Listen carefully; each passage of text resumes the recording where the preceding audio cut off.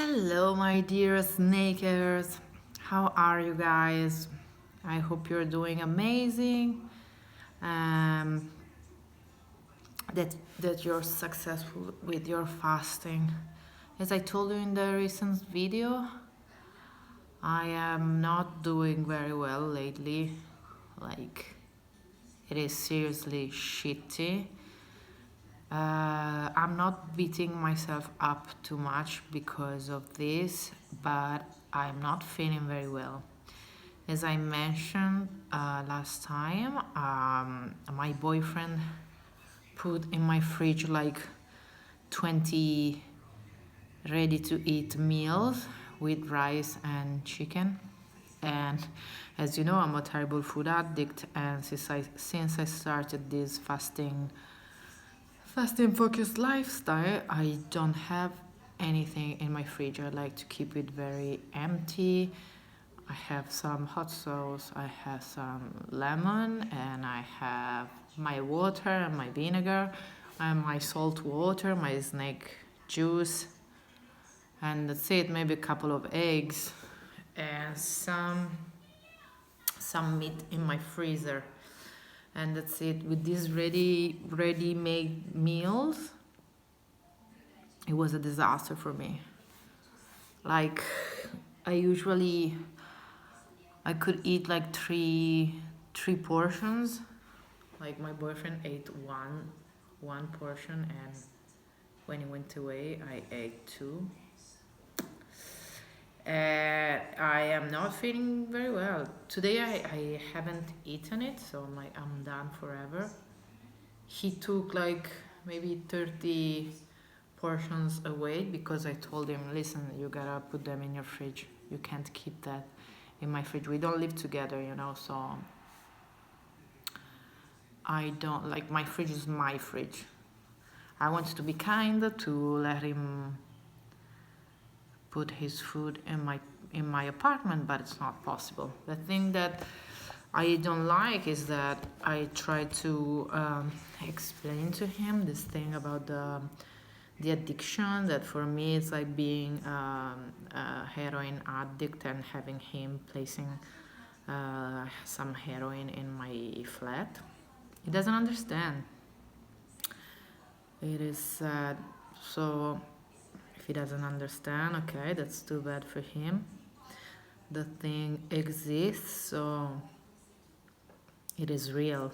It's not like invented in my brain. The thing that I noticed is that if I eat like a big portion of rice in the evening, my night is terrible.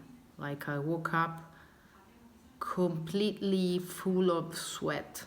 Like, I sweat tremendously when I eat carbs before going to bed. It is horrible. And I did it like 3 nights in a row, and that's it. Today it's Thursday, and I'm not gonna do that anymore. So yeah, I noticed that to me, rice is like poison, especially eating it in the evening. Now I understand why Cole says to eat in the morning, because as you can eat carbs, you can eat whatever you want with this. What is happening to my phone? With this position, I don't know how to do it. Maybe it's gonna fall down. It's too bad. So I was saying, with this lifestyle, you can eat pretty much whatever you want, as long as you don't eat every fucking day. And so it is better to eat before noon, because if you eat carbs, you need the day to consume them, like to burn them. Let's say burn them off before bed. It's horrible. If I was having some meat before bed, I think that would be fine. Anyways, I'm done with this shit. I'm done with like having like huge belly, super bloated, gassy. I hate it. I hate when I don't eat right. Unfortunately, sometimes I'm like deep inside my food addiction, because even if we fight against it and we win a lot of battles, we cannot expect to win every time. Like, if you can do it, that's amazing for you. I just like, to me, it's almost impossible to fight it completely. So I really hope that I can be back on track as soon as possible, because I gain weight super easily. Remember that last week I fasted for 3 days, and the day after my refeed, I was like, I lost 3 pounds and I gained 4 pounds. So as you can see, it's very easy for me to gain weight, and it's okay. Even if I weigh myself and I find out that I'm like super, like, imagine I gain 10 pounds, that's okay, as long as this thing doesn't go on. At some point, this like craziness with food has to stop, needs to stop, and it can be easily stopped, because when you stuff your face for like many weeks, then it might be easier to be back on track and to be in a caloric deficit. And yeah, so just wanted to tell you that, like, if you are a major food addict, you should avoid at all costs all the sweet taste. And I can't actually. I have to have my coffee with erythritol in it. That's my first mistake, I guess. And avoid all the sweet sensation at all costs. It's like number one rule that a lot of people um, said in a post, because there was in Shamin Miller's group, there was a woman that asked to the other, what do they do when they like they go crazy with the addiction. And most of most of these people that answered, they said, at first you need to spend at least 10 days without any sort of taste, or sweet taste, and apparently it works. You have to suffer for like 10 days, and then it's easier and easier. And I know it's possible because I did it like some years ago. I just need to put this thing in my mind. So no sweet whatsoever. I'll try.